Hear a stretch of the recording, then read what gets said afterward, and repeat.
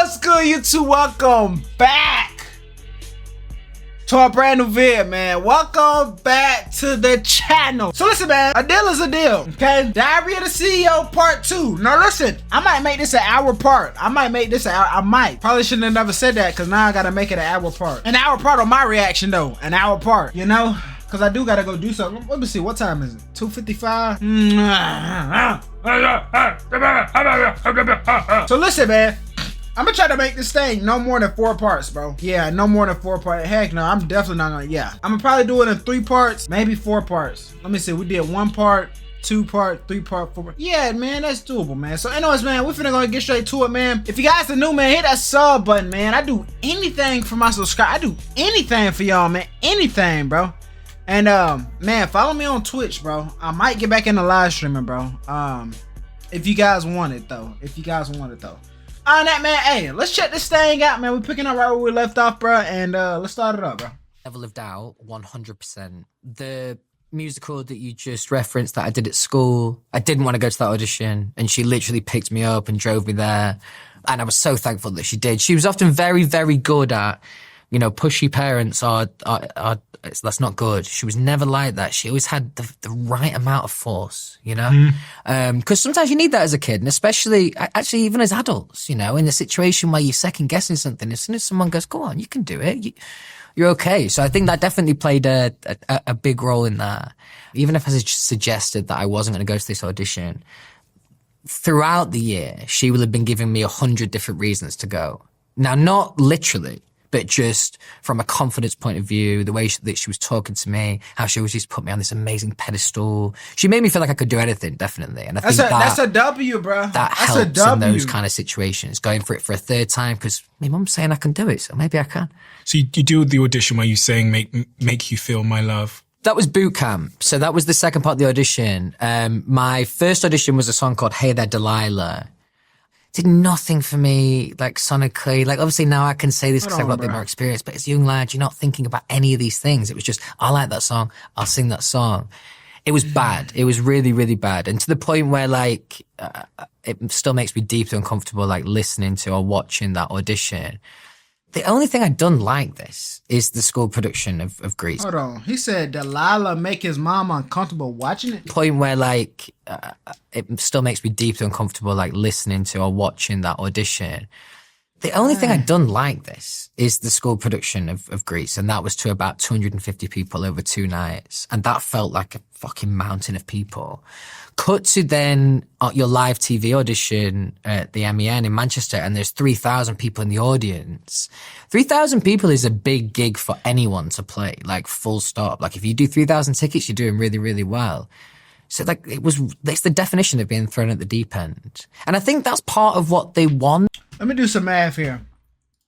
What's average tickets? Average concert tickets is like, what, $150 a ticket, right? Bruh, 3,000 people? That's 450,000 on average. That's ticket sales. I'd estimate after you pay out everybody and you pay the venue and stuff, the singer might make 40%, right? Everybody's there for the singer. After you pay out everybody, singer probably makes 40% of that. You got to keep in mind, 40% is a really good margin, though. So out of the 450,000, the singer or whoever is booking it makes 40%. So they make 180,000 out of the 450,000. Keep in mind, the other 60% is for paying out the booking, for them cleaning up the venue, all that. So that's honestly really good. But then you start getting into a band. Checks start getting cut. Nah, everybody only end up with 36,000. But that's for one show, though. So 36,000 for one show, that ain't bad, though. That ain't bad. You know? Let me see something. How many people fit inside San Siro? One Direction. Bro, that's gonna give me a really good. I just gotta. Holy shit. 115,000? Hold on. Damn. Okay. How much were One Direction saying 0 tickets. Let me just see though.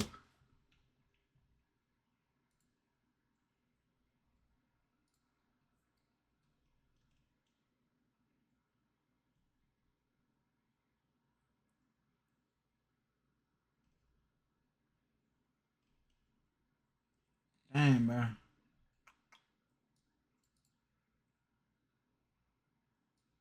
So let me see. One Direction, $674.24. I'm gonna just go off this price. $674.23. I just like to do math here. $674. 931. 674. Holy Mac. Okay. That is 1, 2, 3. 1, 2, 3. Bro, they made 78 million off of one show, bruh. 78 million. Let's do the 40% though. 40%. My rack. Okay. 5.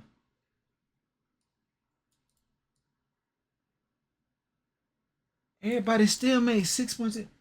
Damn. I mean, that's basic. Like that's that math ain't even right though. That's crazy. Like it's the definition of being thrown at the deep end. And I think that's part of what they want, but it's not going to yield the best results from everyone. Some people it is, but I just remember feeling like a fucking deer in a headlights, like really, really shaky, like really, just felt really, really uncomfortable. I just wanted the ground to swallow me up. I'd never been in a situation where I was quite a confident young lad, so it wasn't very often I'd even been out of my comfort zone like that. And I just felt like a deer in the headlights, definitely.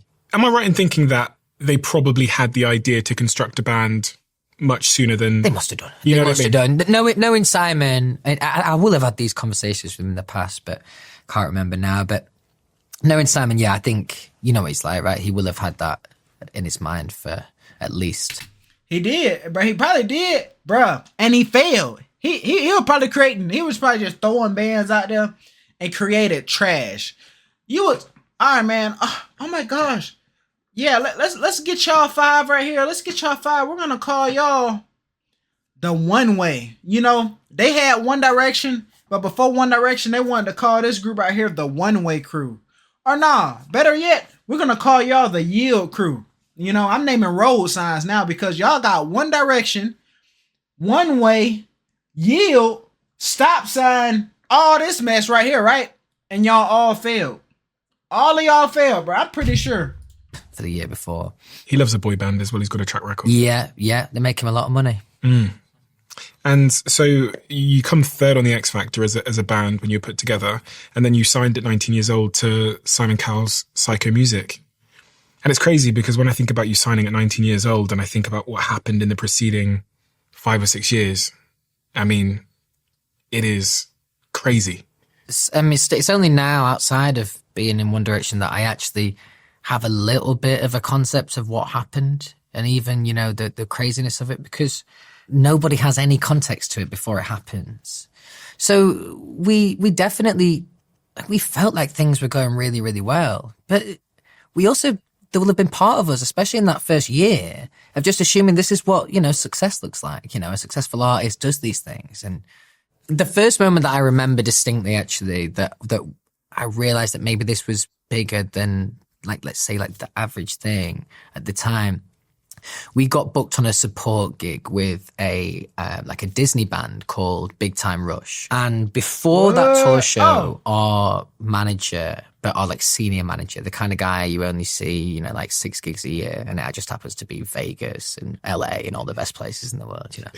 And he sat us down, it was like this dressing down, and it was like, look, this is what you need to expect from a gig like this. I expect people to only know the singles, and even if they know the singles, you know, like that's a real win. They're not going to know the words to the album tracks. It's going to be a very, very different show to what you expected.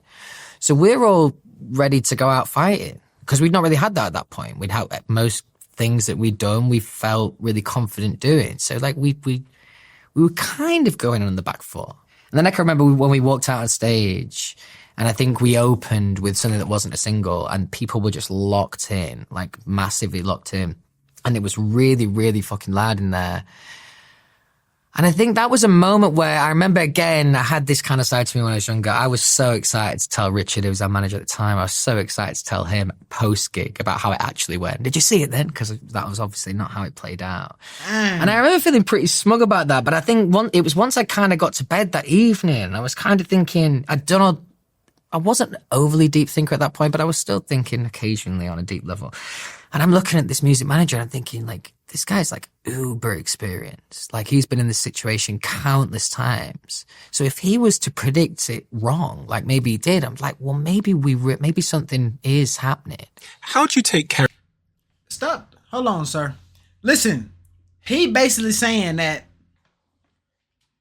that the guy thought they wasn't gonna be known, that they were gonna get out there on the stage, nobody was gonna know none of their music.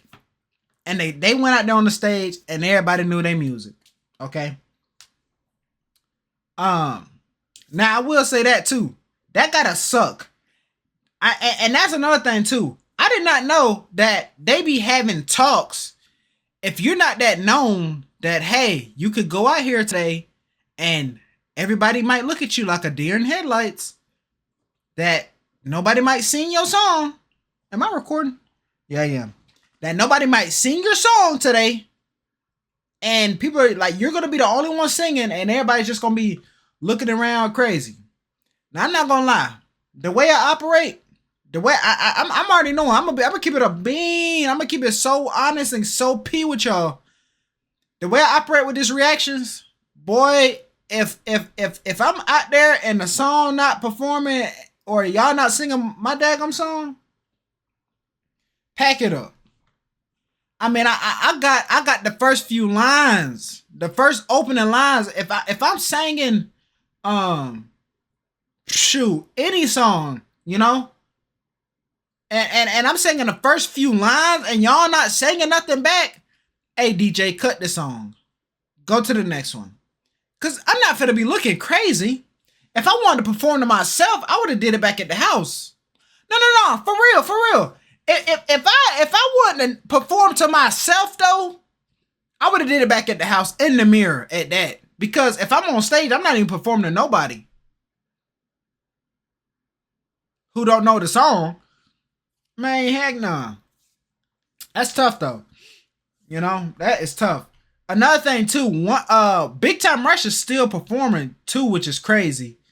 I don't know if they still making songs, but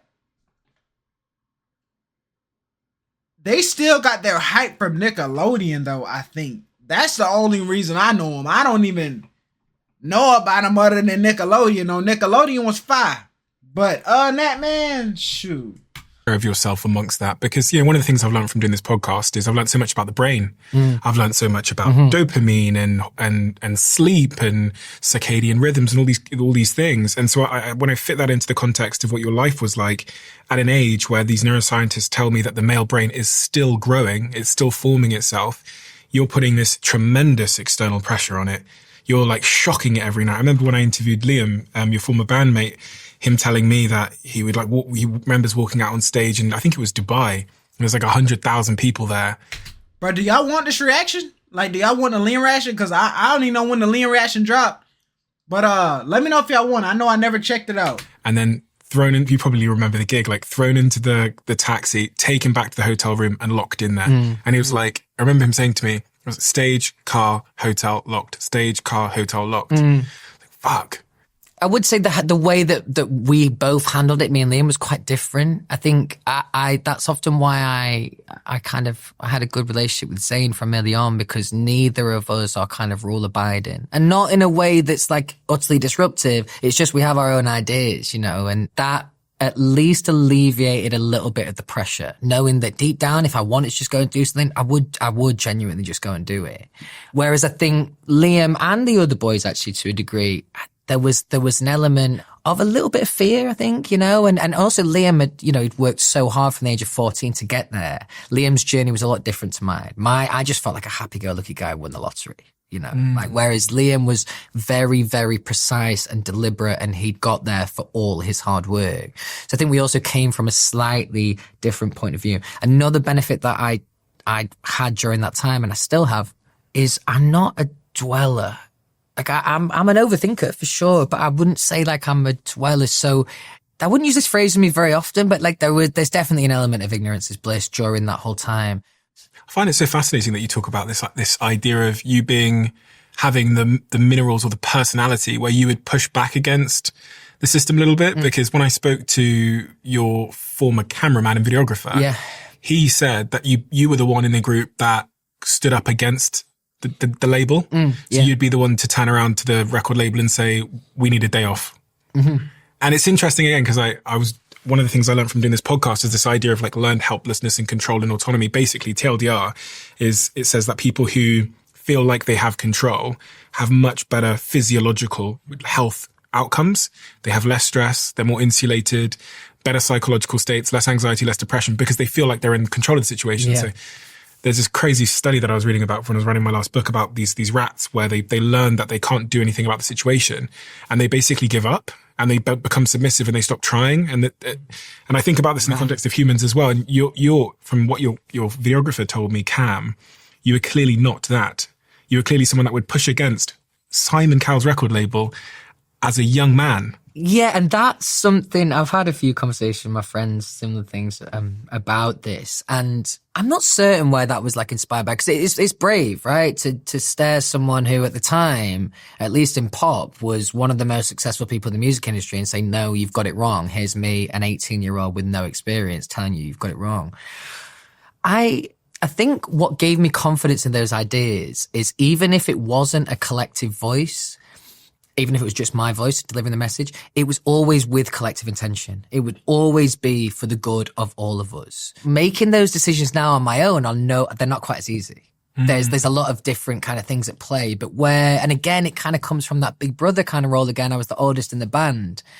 It was kind of my role in the band, I think, to kind of to do that. And I realized that by far I was the most opinionated in the band, definitely. So I think I wanted to use that for good and not just chatting shit about someone on Twitter or something. Another important distinction about One Direction is, this is not like disrespectful to Ed. Like, I appreciate I was in a boy band, I know that, right? But like, if there would be like one genre of music that I would think might be the most naff, it's boy band, if you could call that a genre. So going into One Direction when I was 18, growing up in the north of England, it's like real, it's kind of like snobby musically, there's like real music and then there's boy bands, So having that kind of feeling going into it was that was why it was easy to kind of push against some of these old school ideas, because they were the ideas that the reasons I didn't like these bands is because they all looked the same and because they all felt very kind of.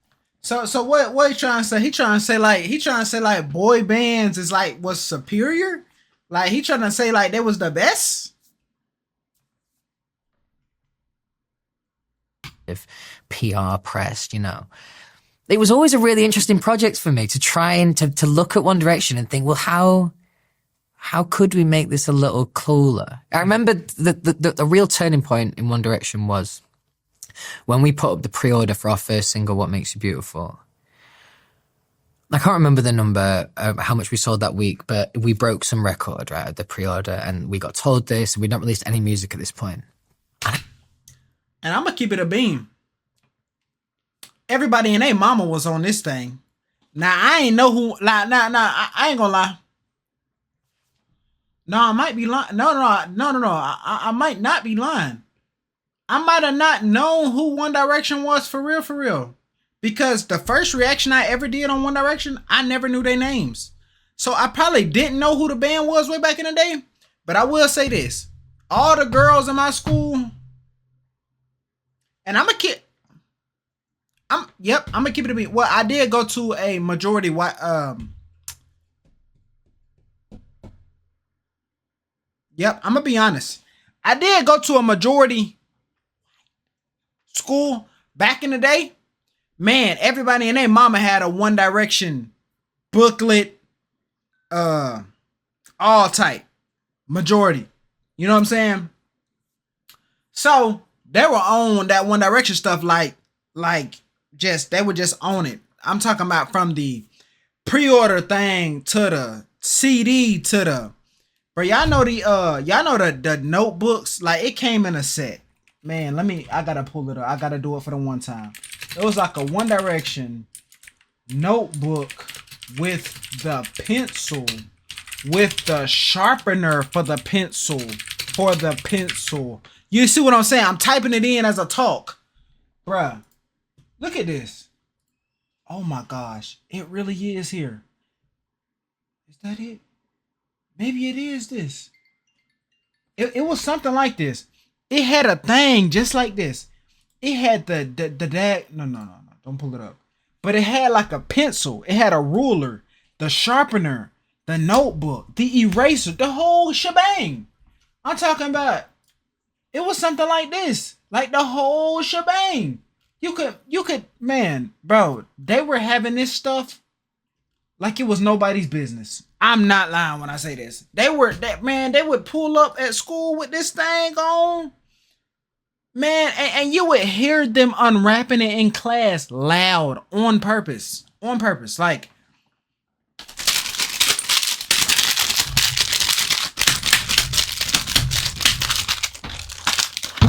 they had to let you know they had the newest One Direction kit. That was literally the kit. They had to let you know they had it, bro. I remember thinking that's fascinating because they don't know what it's going to sound like yet, but they're invested. That felt like power early on. And it also felt like that we could rewrite the rule book because people were invested in us as much, if not more, than the music. I think that's fair to say. Was there a part in the evolution in the journey of One Direction where you had that moment where you go, there's elements of my life that I love that I no longer have access to because of this success? I would say that it's more gradual than that, really. You know, you start to lose some of your own independence to a degree. And then I think also the age I was, right? So like I was 18 when I first joined the band. And I always say this, that year of my life before I auditioned for the X Factor, at least up to those 18 years, was the best year of my life. You know, you've got independence at that point. I was driving. You could go out. Like it was so fascinating socially. There's always something to do. So to leave that behind was quite gutting, actually. And that took me a second to get used to it first. Now, I always felt incredibly grateful and really excited every time I was doing something with One Direction. But any kind of time for reflection, I was really, really missing home. Like me and Zayn would, when we were younger, we had countless conversations of like, you know, should we just pack it in? Should we just call it a day? Why? Dang, yo. That's the title of the vid. You know what? That's a good title right there. Louis and Zayn had thoughts of quitting. Now that's a good title. Woo! Now that's a good one. Now they had thoughts of packing it up just on the fly. Now Zayn really left, okay, before Louis left. But Louis was in on the trick too. Don't get it twisted. Now don't get it confused. Everybody like to point their fingers at Zayn, but Louis was in on the trick too. Don't get it confused. Cause Louis was finna dip on you too. Louis was finna dip on you too. He was finna go MIA. He just said it though. Because you were shitting home. Like me and Zayn would, when we were younger, we had countless conversations of like, you know, should we just pack it in? Should we just call it a day? Why? Wow. Because you feel alienated. You've got you are living this lifestyle that, and there's a million different reasons, right? But like the fame thing's really difficult, and mostly for me, it was about being alienated. And I can't, like any of my life experience was now not so relevant to some of my friends, you know. And I think that also I think this is part of growing up in a working class town, but I have this like guilt for the success and money that I've earned as well. And I think that also is kind of part of the same thing. Dang. I think so he felt bad for for getting too successful. That's a tough one. That's a new one.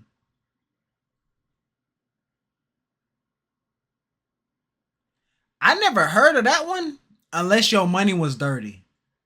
That's a tough one to say though.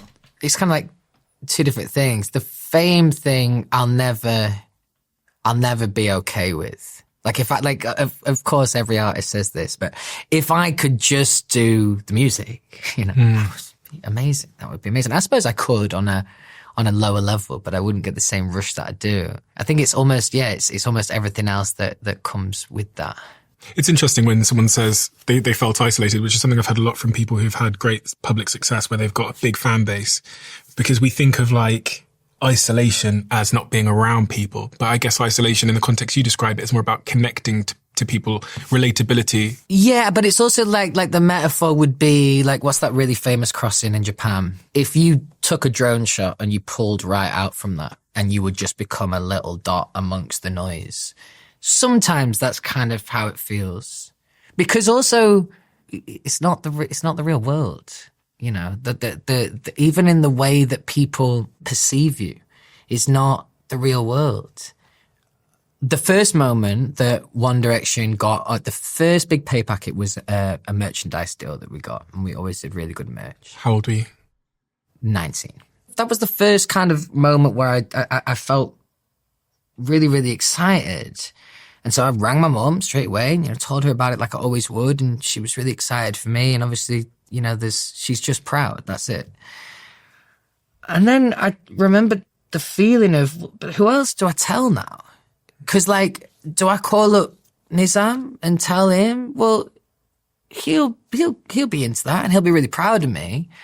But bear in mind, he's just seen me on the X Factor. And this is another thing I realized about people is they think if you're successful, then everything is just, successful and that's how it goes. So I think, I didn't call Nizam, but if I had called him, he probably would have been really nice. But in his head would have shrugged his shoulders like, well, obviously, things are going really well for you. So I think there's definitely a lack of understanding there, rightly so. There's also a guilt, especially at that age. People life's really, really expensive at that age. People are up to their eyes in student loans. And see, he was saying this 10 years ago. The economy is way worse now. It's way worse. He over there talking about it's expensive back then. It's way worse now. Way worse, Mr. Tomlinson. Way worse. Now, granted, your boy Koala Cam graduated in engineer. Okay, I'm very thankful. But listen here. The economy ain't got nothing on what he talking about now. He ain't gonna experience it because he has very decent money.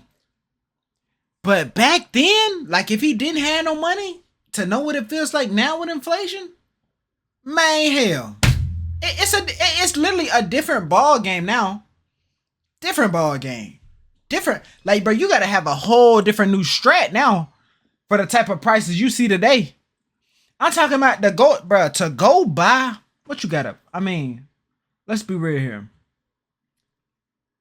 Skittles used to be $1. They're $1.50. Right? Some of y'all like, oh my gosh, that's cheap. Okay, I'm finna get you now. Okay. If you want to go buy deodorant, you gotta sell a kidney. And these are essentials now. Now I can understand some of y'all out there are very musty. Listen, check me out. Watch this now. Oh. Now listen, watch this, bro. Listen. These are my essentials, bro. I love these. I got EOS Fresh and Cozy. Let me see if I can get the camera right. It's gonna be kind of blurry. I gotta bend it so the light don't hit too hard. But EOS Fresh and Cozy. That's the scent name. Fresh and Cozy. I have EOS Vanilla Cashmere. Right? Smells ultra fantastic. And this. Now, I opened this one because I have one in here. I got 2 more. 3-pack, right? Just for these 3. This and these 2 bottles. How much did I spend? This was on Wednesday. Today is Monday. Last Wednesday, how much did I spend on these three right here? Just these three. $32. On just some lotion and toothpaste. These are essentials though. Keep that in mind. That's high though. That's high.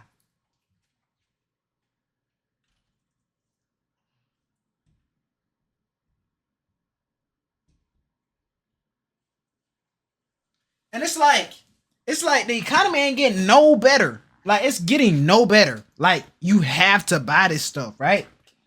Cars is going, like, bro, everything and their mama going up. Everything. The price of gold is going up. Look. Watch this. I'm not doing this to flex.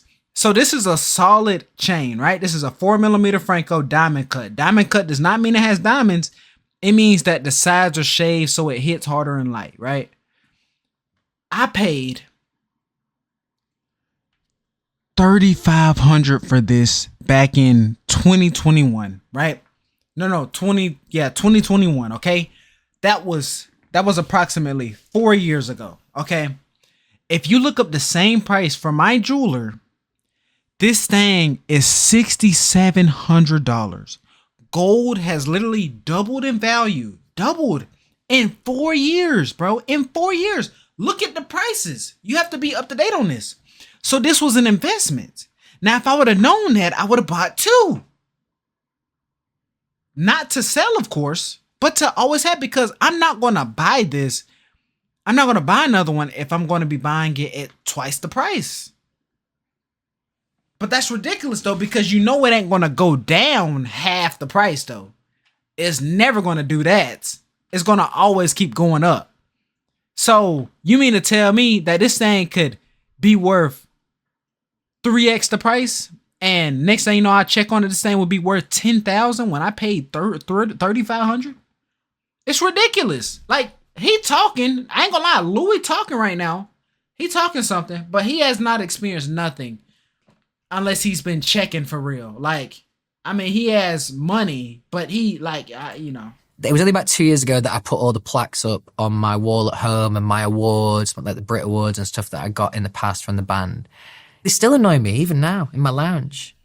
Because, like, if I'm having a conversation with someone, I don't even really want, like, I want to just be me. I don't want to be that guy that won those awards. Like, we can be and we can conversate humble. Like that, but truthfully, like, if Nizam came over to my house for, like, a chat and a coffee, I would hate that the conversation might end up then gravitating to me or my success. It's much more about just what those relationships and conversations look like in the real world. That's what I'm craving, is that real normality. All I want is to just be on an even playing field with everyone in any kind of conversation.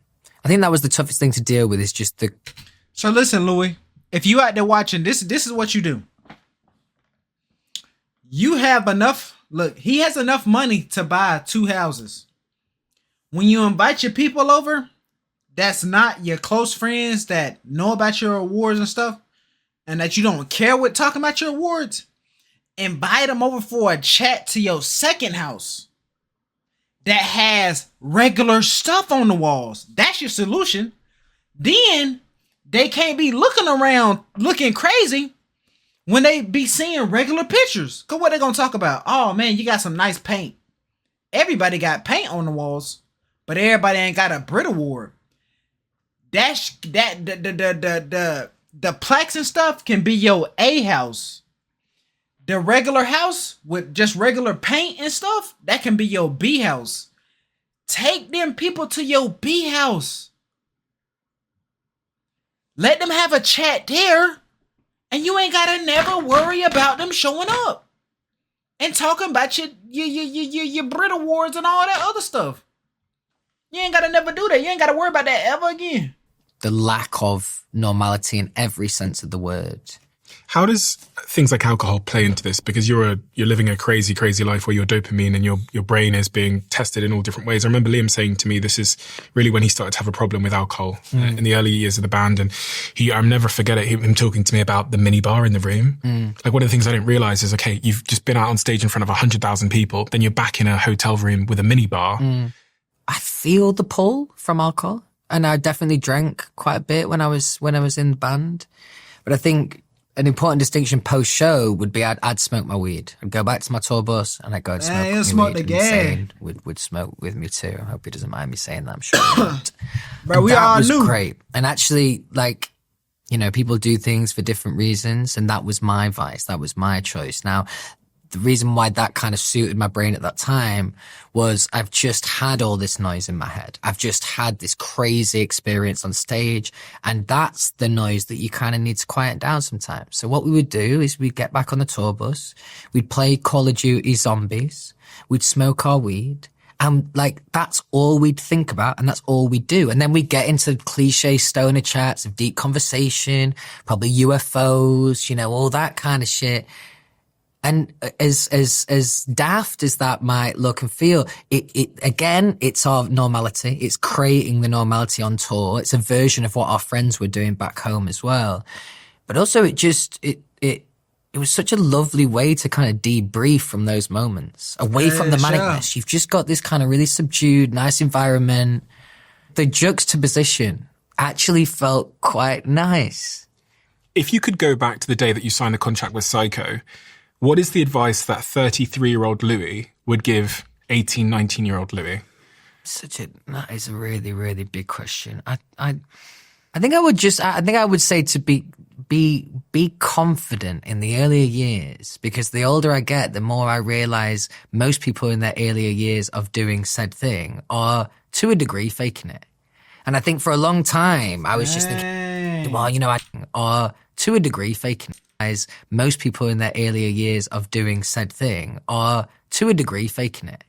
And I think for a long time, I was just thinking, well, you know, I didn't spend my life as a young lad thinking I was going to be a singer, so I'm playing catch up and all those things. And this, also, there's another thing I'm more than comfortable enough to say.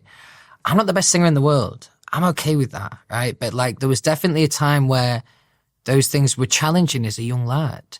And I think I would just cut myself a bit of slack as a young lad, because it's been a lot of my defiance and decision making that's got me to where I've got, and that should give me confidence. So I think as a young lad, I did really just felt like a deer in the headlights, and didn't really have any kind of context for what was going on.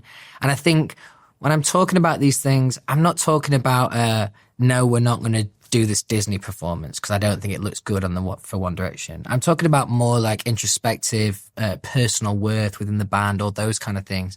I really, really struggled with that as a young lad, big time. So I would say I would give myself a bit more credit there. You really struggled with that. I found it really tough. So like as I said before, like I was the kid who won the lottery. Like I sang my first audition for the X Factor. Didn't feel like I did a good job. Was really surprised that I got the 3 yeses. Now, that was maybe 4 months before the first auditions air. So I've told everyone at this point, obviously. I'm in a band, I'm on the X Factor, and I have told anyone that will listen, like everyone. And actually neither me nor Niall got any TV time on our audition. So the irony is we get put in this band, but people have no idea who we are. Like, there's no context for the viewers to actually see this and actually really care. I felt like I was playing catch up from that moment in. I remember this like really like real naff thing, typical X Factor thing. We went filming for the judges' houses, which is the stage. You have the auditions, then boot camp, judges' houses, live shows. And we went filming for judges' houses. And I was already questioning. I wasn't really singing at all. We had not had like any individual thing to sing. It was all like harmony stuff. And I got stung by a sea urchin, right? Random story. My foot blew up like an elephant. And we had to film all this, you know what X Factor's like, right? We had to film all this jeopardy. This like, how will the boys audition without Louis? It was awful. It was awful because there was no credibility to that statement. The boys could have auditioned straight away. At that point, I was doing a lower harmony, and I would be shocked if anyone could even hear me in the mix at that point. So that was really challenging where, you know, I'm already starting to feel those things, and then you get something like that that's quite literal, and they're trying to sell this jeopardy. And I gotta say something. Why Harry had on a scarf in the plain summer, though? This looked like summer heat right here. I guess that jump was the swag back then, though.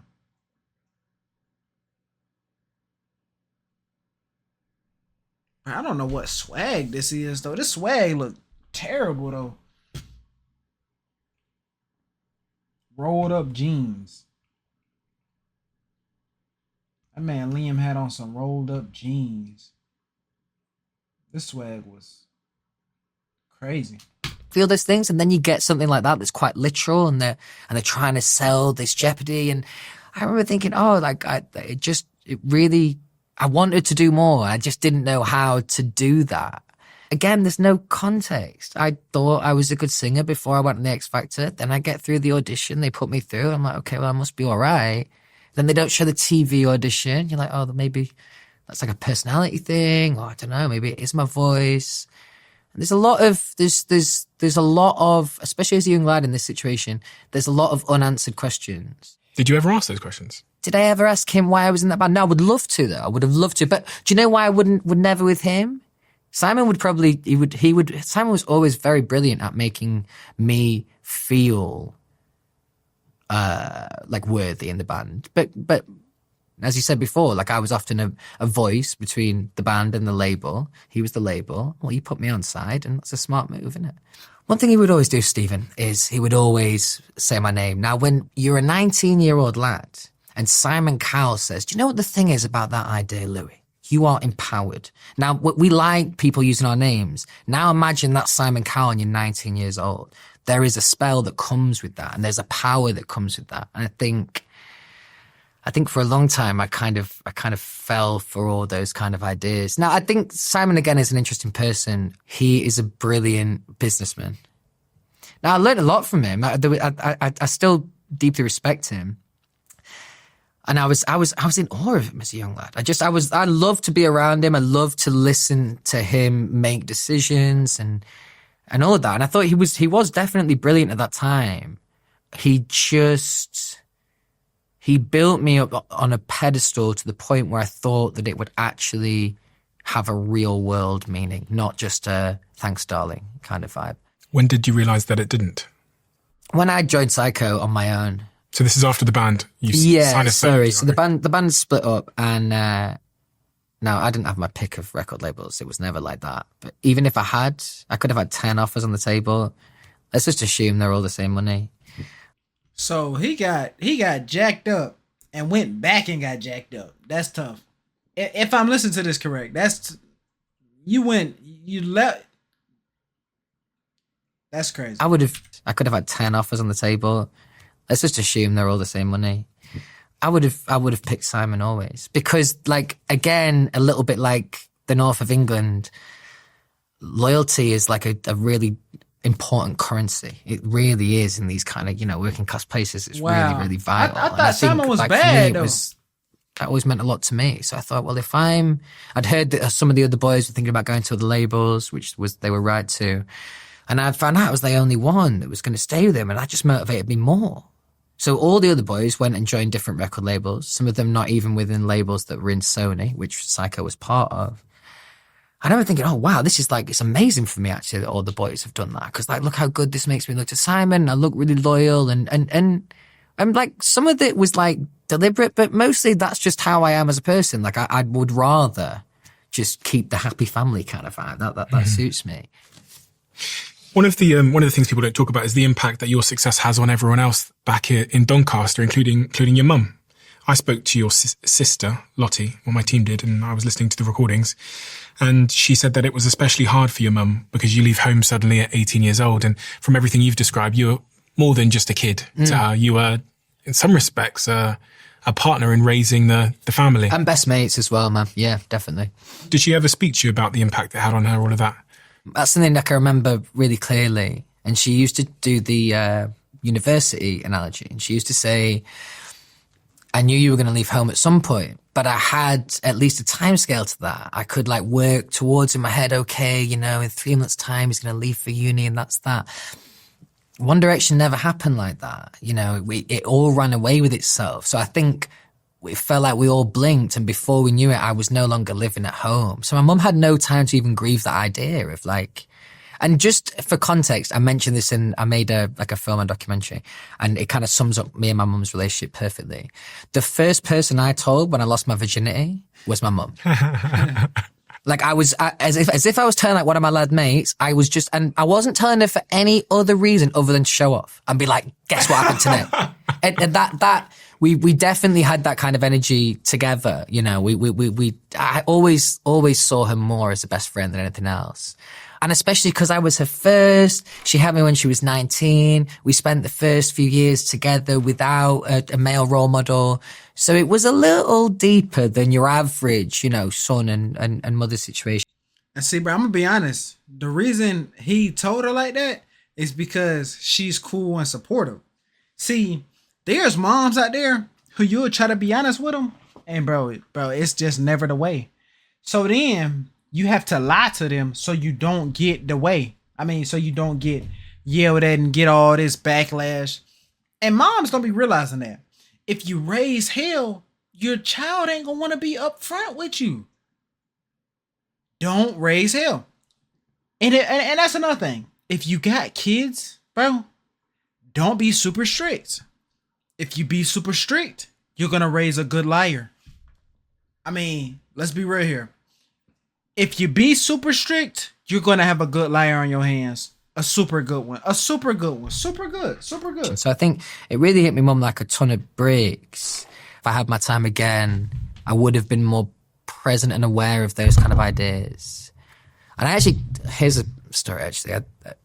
I've never told Daisy and Phoebe this. Daisy and Phoebe are two of my sisters who are identical twins. And that's insane though. No way. There's no way.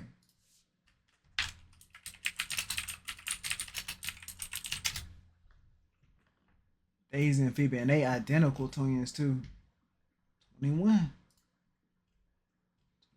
So they twins.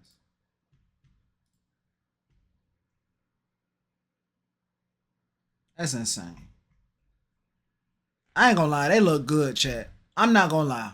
You know, I'm not gonna sit here and lie. You know, y'all definitely look like model status though. Like straight up.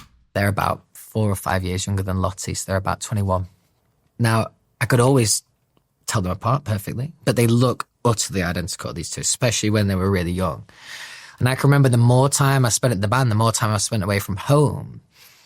I wasn't confident enough to use their name to them. You know, it would be always like, oh, babe, or like, you know, something that way I wouldn't have to mention the name because I wasn't certain who was who. These are two sisters that I spent my life with and grew up with. But I think shows just how little I was at home.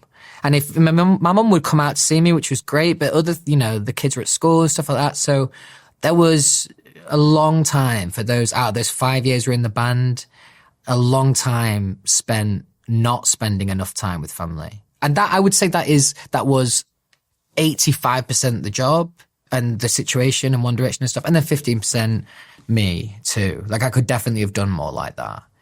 But you know, when you live in a life like we did in One Direction, free time is so competitive. And when you're young, you're not smart enough to realize the value of this family time.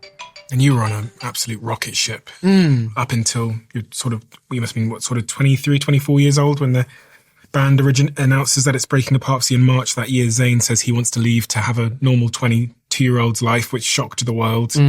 How do you reflect on Zayn's decision now? Because were you pissed off at the time that he was breaking things up, or? I was fuming. Really? I was, again, it's not something we've discussed enough yet, but me and Zayn, but again, it comes back to like loyalty for me. And I just, selfishly, I'd wished he'd had a conversation with me first. Because me and Zayn, I'd like to think that he would say this too. I think he would. There was times where like we were like, let's put it like this, is a good way of describing it. On the last tour that Zayn did, we always said we would never be this band, the type of band that would have all their own individual dressing rooms. Well, sometimes when you've got a lot of guests and stuff, it can be challenging, but we always said we wouldn't be that band. And on the last tour Zayn did, Harry had his own dressing room, Liam did, Niall did, and me and Zayn shared. So I think I kind of like testament of the relationship. Damn. So I felt a little bit hard done by. I felt like not like throw these boys under the bus, but let me know. But I just a little bit. I I thought that we had a relationship where he could have had that conversation with me. In reflection, and he hasn't told me this, we'll see when I chat to him about it, but I think if he told me, I would have tried to tell him to stay. And I think that's probably one of the reasons why he didn't. Because he knew I was always very opinionated. So how did you find out? That evening, the night before we found out, everything was normal. We're in the hotel room. We were somewhere, I don't know where, somewhere in the world, maybe where weed isn't legal, but we were having a joint. And everything was normal, you know. And then I think he maybe left at like 11. He was cool, wasn't like in a bad mood or anything like that, you know, good night, lad. And the reason he was cool, because he was hitting the gas. See, if he wasn't on the gas, bruh, say goodbye. Say goodbye. He would have, man, bump y'all, man, you know, da-da-da, man, I'm tired of this. Gone. he was cool, wasn't like in a bad mood or anything like that, you know, good night, lad. And then the next morning I woke up, we had a shoot with like Coca-Cola for some sponsor thing. And we found out that he wasn't coming. Now, like I had this in me too, but like Zayn was quite prolific for it. Like this wasn't out of the ordinary. Like if Zayn, I always rated him for it. If he didn't want to do something, like he literally wouldn't do it. Like you name the thing, it doesn't matter. He just, if if it's not right for him, then he won't do it. So I think, well, then that's probably why he left the band, you know. And that's what I admire about him, because if I was in his same situation, I would have probably put 6 plasters on it just to hope that we can stay playing Happy Families, you know. I want to know if he regrets it. Not in the way that, like, his own personal success has been incredibly successful and he's done really, really well like that. But he must miss it. Like, he must do, because he probably do, but his mysterious image sold him more. Like, think about it. He don't talk, he don't post besides right before he better get an album out. His mysterious junk be making y'all be want him more. It's just like how with y'all girls. Y'all be liking the dudes who don't show y'all attention. But the dude who's showing y'all attention though, y'all gonna kick that dude to the curb. The dude who updating y'all and all type of junk, he gonna kick y'all to the curb, bro. I know Zayn really well, and Zayn has a bit of the kind of energy I do in such a way that sometimes this whole job can just be a little bit fussy. It's just a bit fussy in general, you know. There's just a lot going on like that. Now, when you're in a band, you can share that wealth. It's like, you know, say you're sat in an interview you're not enjoying. You just kind of shut up a little bit and let someone else pick up the pieces and they'll do that role. We could share the things that we didn't like to do as much. So there must definitely be times that he misses the comfort of that, for sure. But it's kind of like the elephant in the room, to be honest. It's not, I've met up with him a couple of times recently, but it's not often something we'll discuss. But there'll be a time for that, for sure. I would like to have those conversations with him. But it crushed me, man. It absolutely crushed me. I was devastated because it felt like, is this the beginning of the end of the band? But then also I'm like, this is like my best mate in the band at the time. So I'd lost a friend and someone in the band. Funny, you know, I've heard you say that you weren't prepared for the success of One Direction, but you also weren't prepared for the end of One Direction. Oh, no. And you describe it as hitting you like a ton of bricks. Yeah, it was awful. It wasn't until after the event that I realized that I actually computed all of these feelings, but it was like I was straight grieving for it. That was grieving the band. I'm someone who unfortunately has a little bit of experience in grief, and albeit it felt different, but it was a version of the same thing. It was something that I really wanted that couldn't have anymore. I think like anything like that, you know, like if you're like I'm a glass half full kind of guy. So like I felt the wheels start to turn in motion like that. But you're looking the other way. You're like, no, it's fine. It's not going to play out like that. It's never going to come to that, whatever. And then we had a meeting one day and it did. What happens in that meeting? What's said? Is it Simon saying something? Is it the boys? Is it representatives?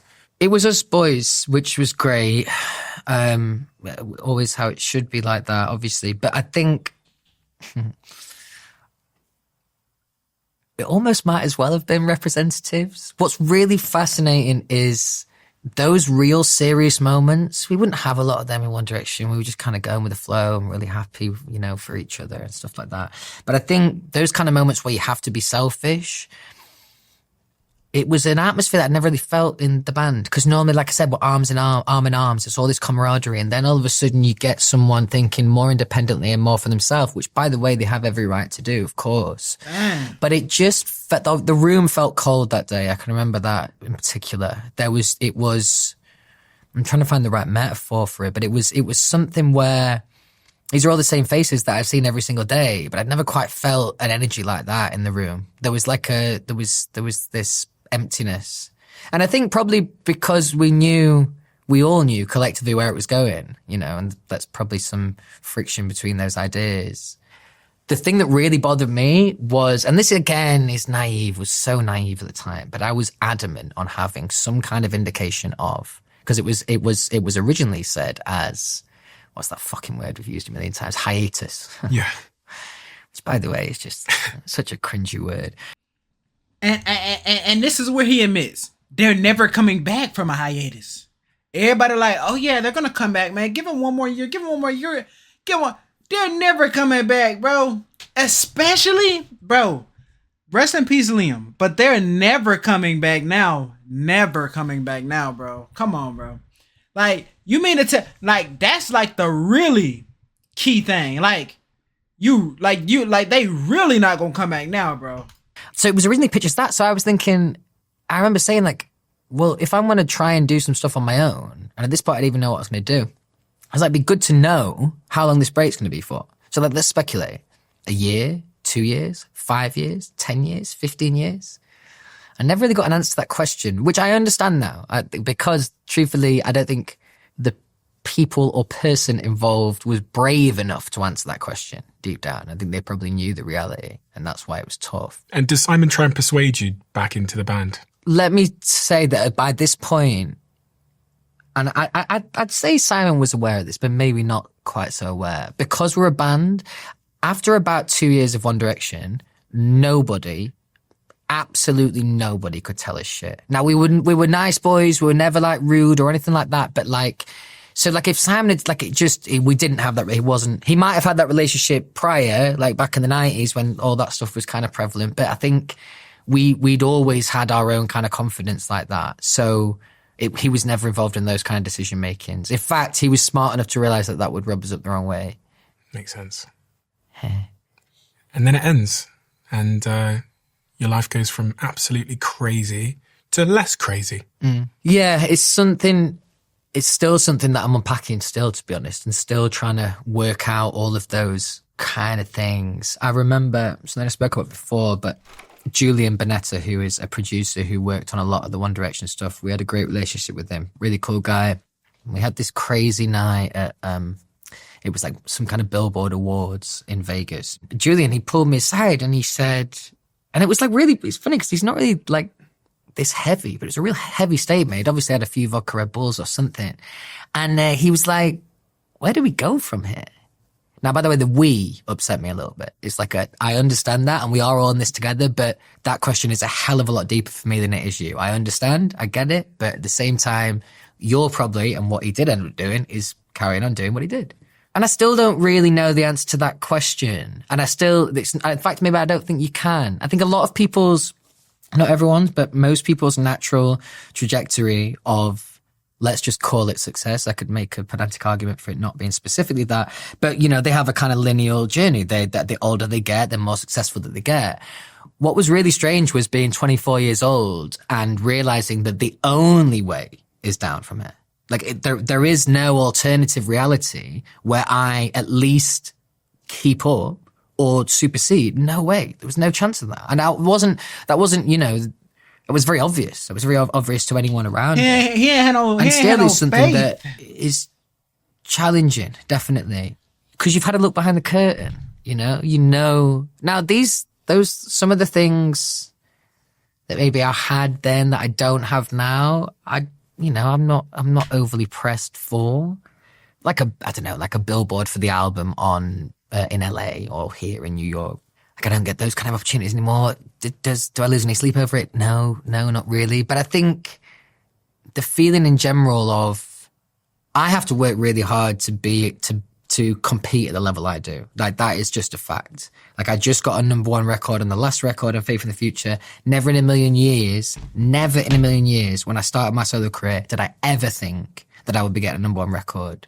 It's a testament to my fans, testament to the record, the producers, etc. But I've always had to work on my own anyway. I've always felt like I've had to work really, really hard just to kind of keep my head above water. Now, the reality of that statement is, and I realize that as I say it out loud, my version of head out of water or head above water is very different to a lot of people. Because from 18 to 24, that whole landscape looked very, very different. And that's why I've always found it quite unrealistic to not compare the two. I completely agree with that, because you cannot compare them. The two being One Direction and my own solo career. But it's something that you can't ignore. I do a cover. Stupid of me to call it a cover. I realised how funny that is. When I do a One Direction song, I call it a cover, which is really ironic. But I do Night Changes on my tour show. And I can remember this one show in particular. I think it was like a 5,000 capacity room. And I think maybe we'd done like 1,200 tickets, which, is okay. That's all right. So 5,000 capacity. He only sold 1,200. Maybe we'd done like 1,200 tickets, which, is okay. That's all right. But when you're singing Night Changes at a gig like that, when you can vividly and visually remember singing Night Changes like that at, say, Wembley Stadium. Oh, I was about to say, that's 1,200. Sure, that's packed out to me. And you're literally singing Look How Fast the Night Changes, and you're looking out to this sparse room. It's like a brutal kind of poetry. And that's the point about it being unrealistic, is I could be the most, and I could be the most glass half full guy in the world, but life is going to constantly challenge me like that, definitely, because that was the pinnacle. Yeah, I mean, it's very, very human. Obviously, the example and the scenario you're talking about is one no one can understand. Mm-hmm.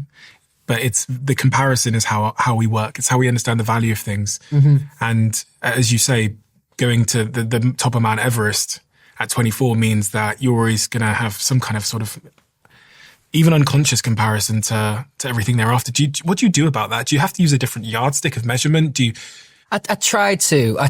These are words, aren't they? Do you know what I mean? That's it. Being honest. And some days I live by it. Some days I live by it, definitely. I wrote something on my social media probably like 4 or 5 years ago now, but it was on Instagram, I think, and about my interpretation of the word success, because I'd spent... All right, man. We're stopping it right at 50.